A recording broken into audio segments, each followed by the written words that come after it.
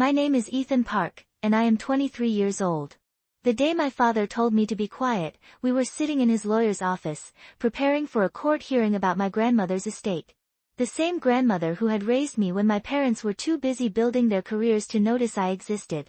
The lawyer's office was cold. Sterile. Gray walls. Leather chairs. Everything designed to look expensive and intimidating. My father sat at the head of the conference table like he owned the place. My mother is beside him. Perfect posture. Perfect makeup. Perfect mask. I sat at the far end. Away from them. Where I had always been. Separate. Other.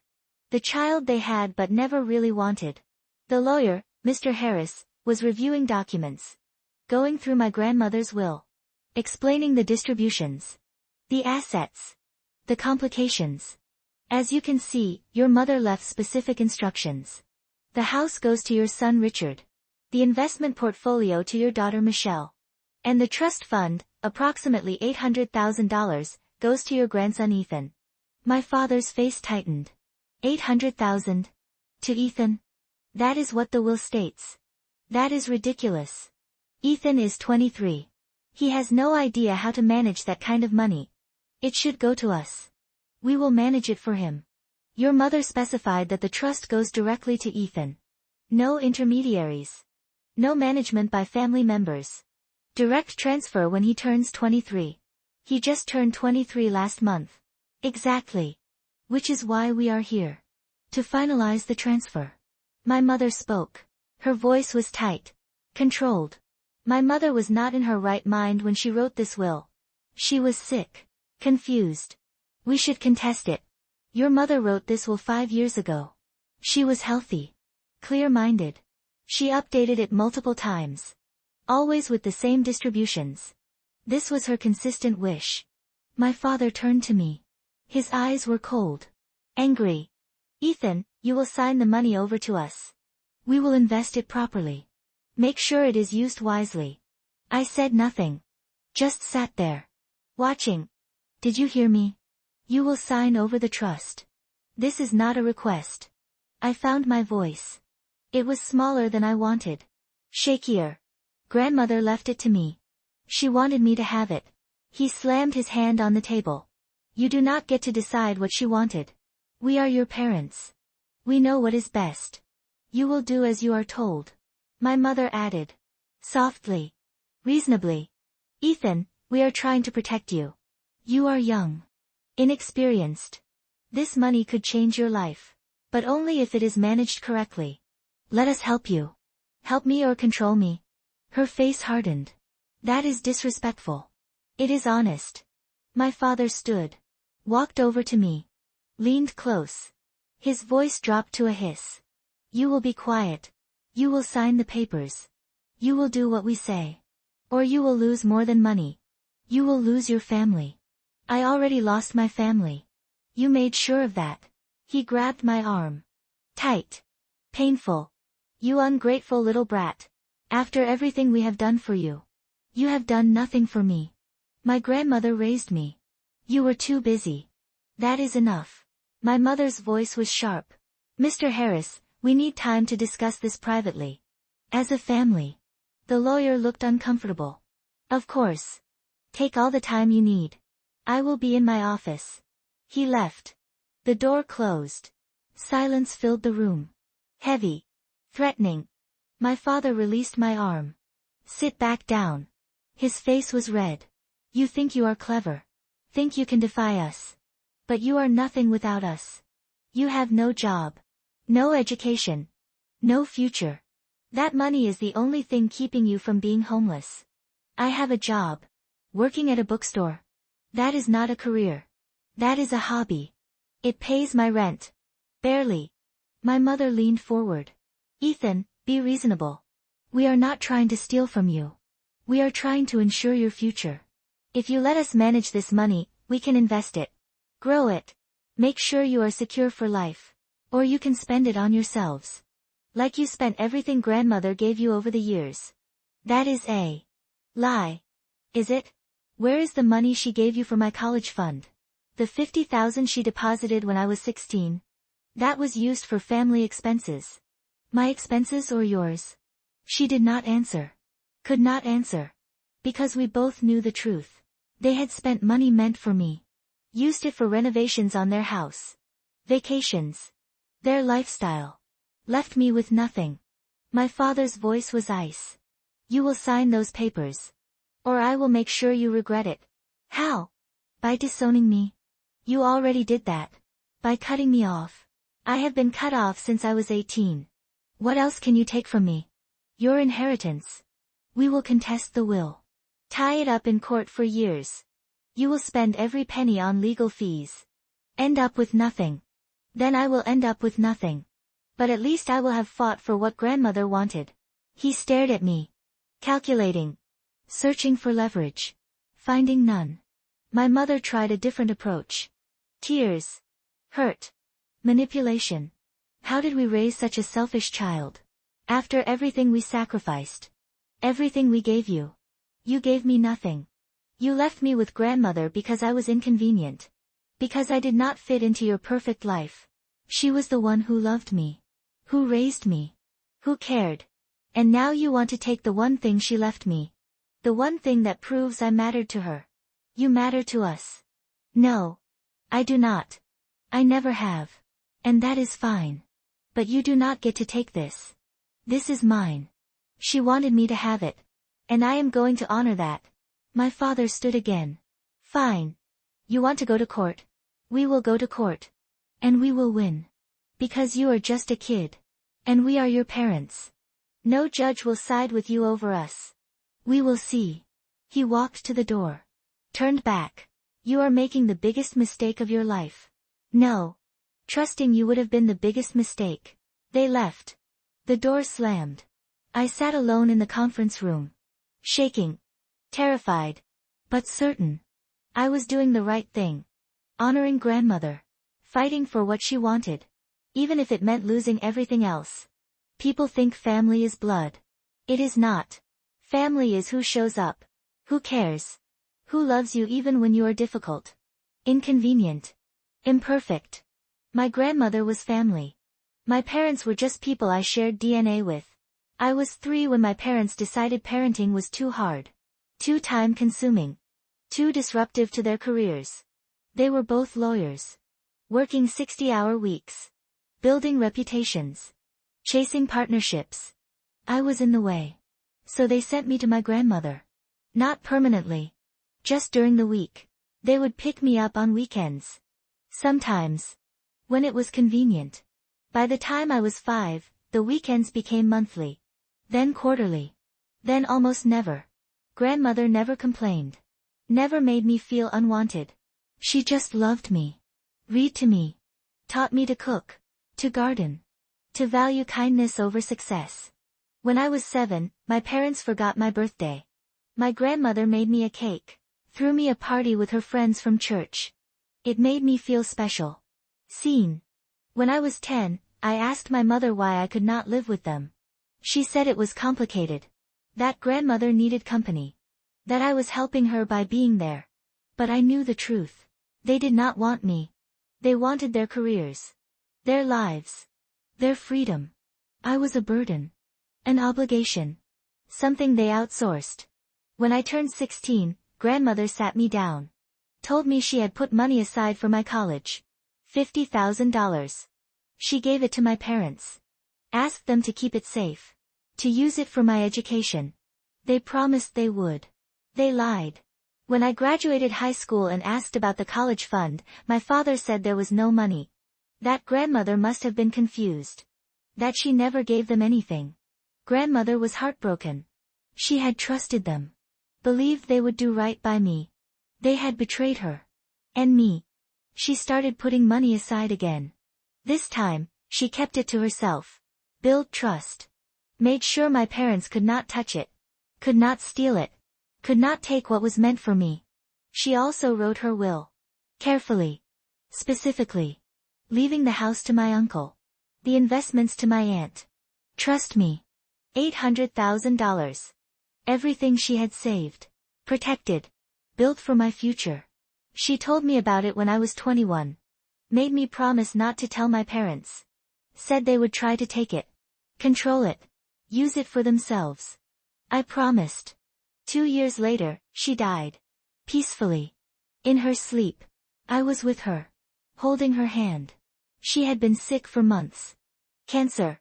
She refused aggressive treatment. Said she had lived a good life. Was ready to go. Her last words to me were simple. You are enough. Exactly as you are. Do not let them make you small. I held on to those words. Even when my parents showed up at the funeral. Cried performatively. Pretended they had been close to her. Pretended they cared. Even when they started asking about the will. About assets. About what they were getting. Even when they found out about the trust. And demanded I give it to them. I held on to grandmother's words. You are enough. The court hearing was scheduled 3 weeks after the lawyer meeting.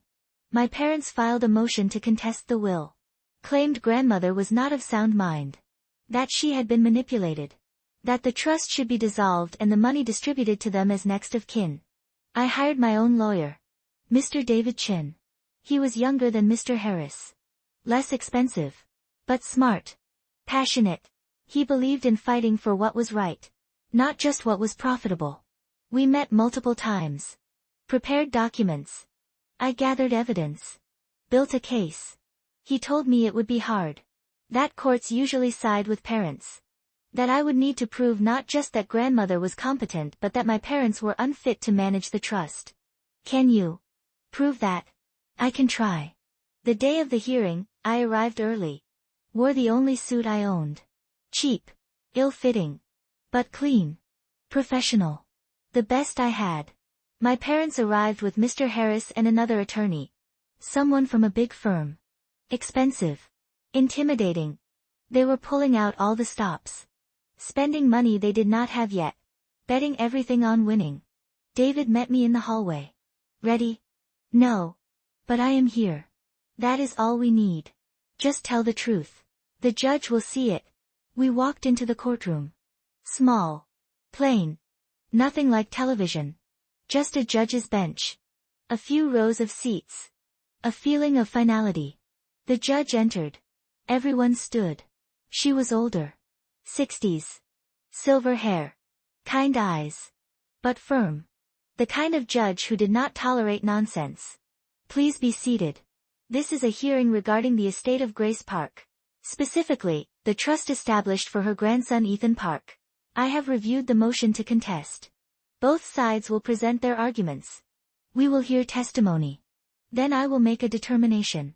My parents' attorney went first. Argued that grandmother was elderly. Sick. Vulnerable to manipulation. That the trust was unusually large. That it suggested undue influence. That the money should go to the children, my parents, who were better equipped to manage it. David countered. Presented evidence that grandmother had written the will 5 years before her death. That she was healthy and clear-minded. That she had updated it multiple times with the same distributions. That this was her consistent, unwavering wish. The judge listened. Took notes. Then she did something unexpected. She looked at me. Mr. Park. I would like to hear from you. Directly.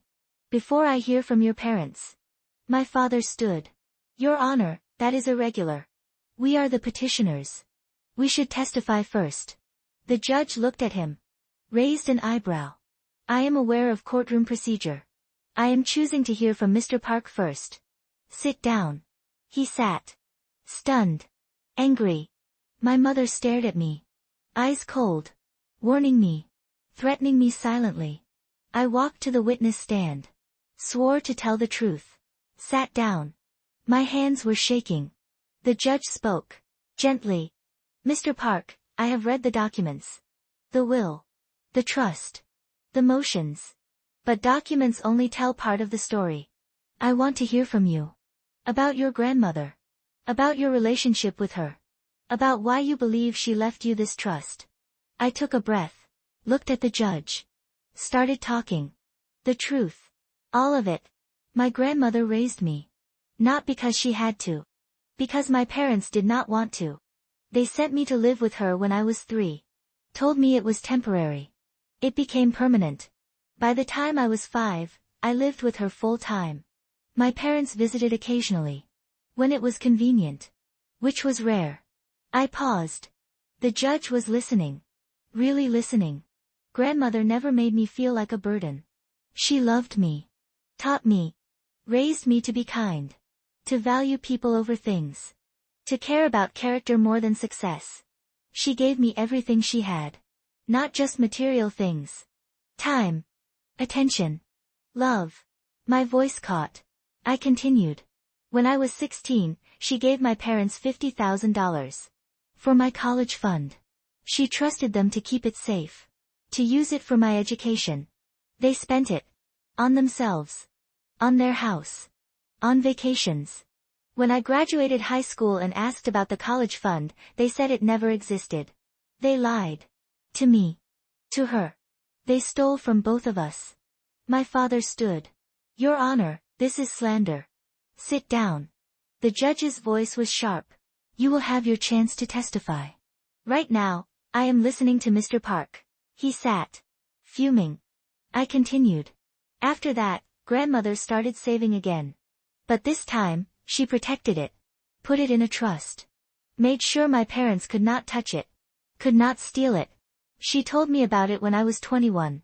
Made me promise not to tell them. Said they would try to take it. She was right. The judge leaned forward. Did your grandmother ever express concerns about your parents managing money? Yes. Many times.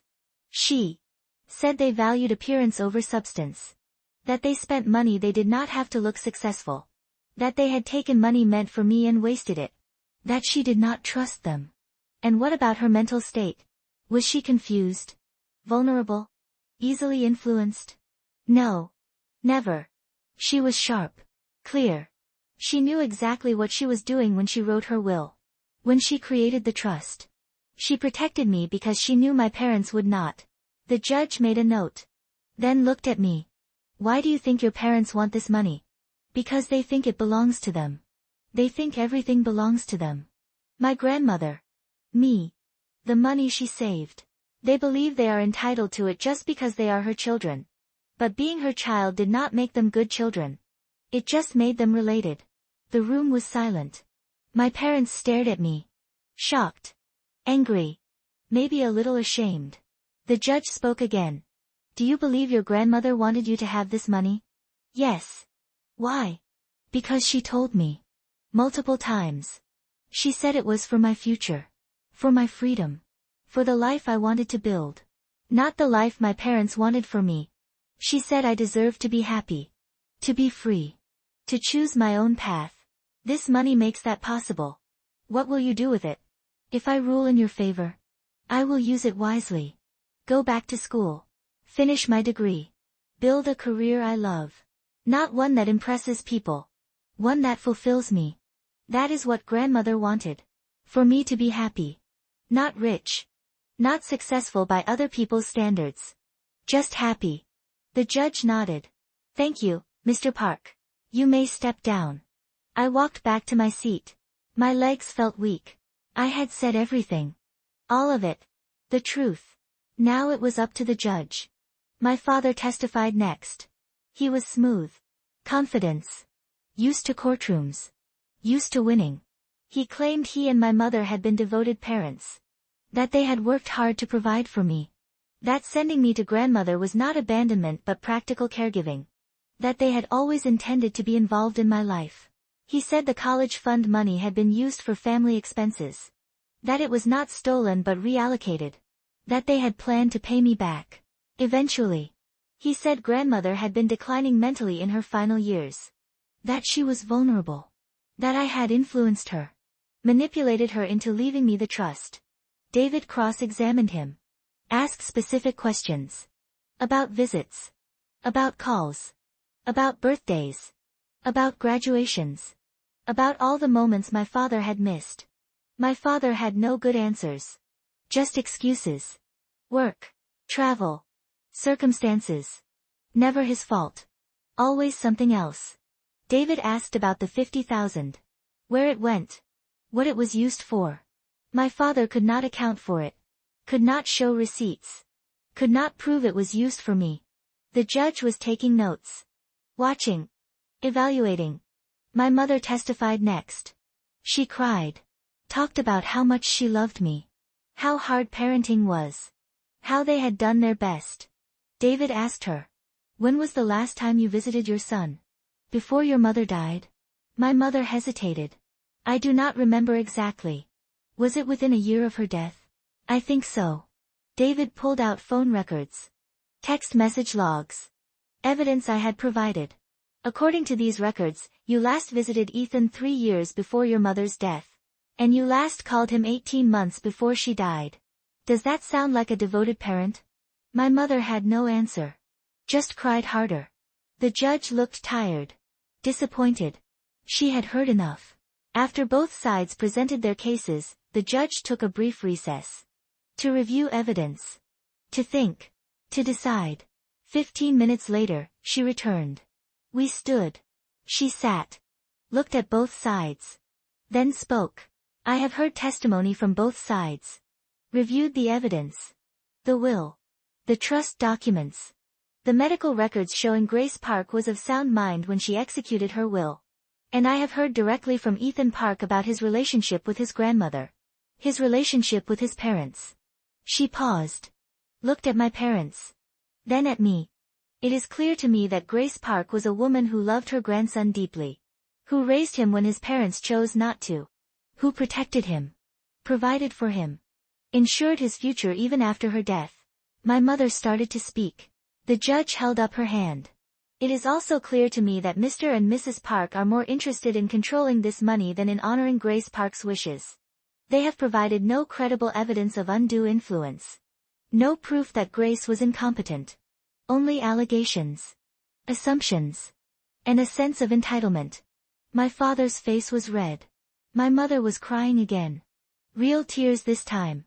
Not performance. Grief. Anger. Loss. The judge continued. The will is valid. The trust is valid. Ethan Park will receive the full $800,000 as Grace Park intended. The motion to contest is denied. This hearing is concluded. She banged her gavel. Stood. Left the courtroom. My parents sat frozen. Staring. Processing. Losing. David shook my hand. Congratulations. You won. I did not feel like I had won. Just felt exhausted. Sad. Grateful. Free. 3 months after the hearing, the trust was transferred to my account. $800,000. More money than I had ever imagined having. More security than I had ever known. My parents tried to contact me. Multiple times. Calls. Texts. Emails. Asking for forgiveness. Asking for money. Asking for another chance. I did not respond. Not out of cruelty. Out of self-protection. They had shown me who they were. I believed them. And I chose to protect myself. The way grandmother had protected me. I used part of the money to go back to school. Enrolled in college. Studying literature. Not because it paid well. Because I loved it. Because grandmother had taught me to value passion over profit. I kept working at the bookstore. Not because I had to. Because I wanted to. Because it made me happy. Because happiness was more valuable than status. I bought a small house. Nothing fancy. Just cozy. Safe. Mine. A place where I could build a life grandmother would be proud of. I donated $50,000 to a scholarship fund. For kids being raised by grandparents. Kids who needed support. Who deserved opportunities. Who mattered even when their parents said they did not. 1 year after the hearing, I visited grandmother's grave. Brought flowers. Sat on the grass. I talked to her like she was still there. I won. The court ruled in my favor. Your will was honored. The trust is mine. I am going to use it the way you wanted. To build a life that makes me happy. Not impressive. Just happy. The wind rustled through the trees. I chose to believe she heard me. I thought about my parents. About the court hearing. About the judge asking me to speak first. About their faces when they realized they had lost. They had tried to silence me. To control me. To take what grandmother had protected. But the judge saw through them. Saw me. Hear me. Believe me. That mattered more than money. More than the trust. More than winning. Being heard. Being seen. Being valued. Grandmother had given me that. Not just with money. With love. With presence. With the belief that I was enough. My parents told me to be quiet. But in court, the judge asked me to speak first. And my voice, the truth, the years of being unseen and dismissed, finally mattered. That was the real inheritance. Not money. The knowledge that I was worthy of being heard. Of being protected. Of being loved. Grandmother knew that. The judge knew that. And now, finally, I knew it too.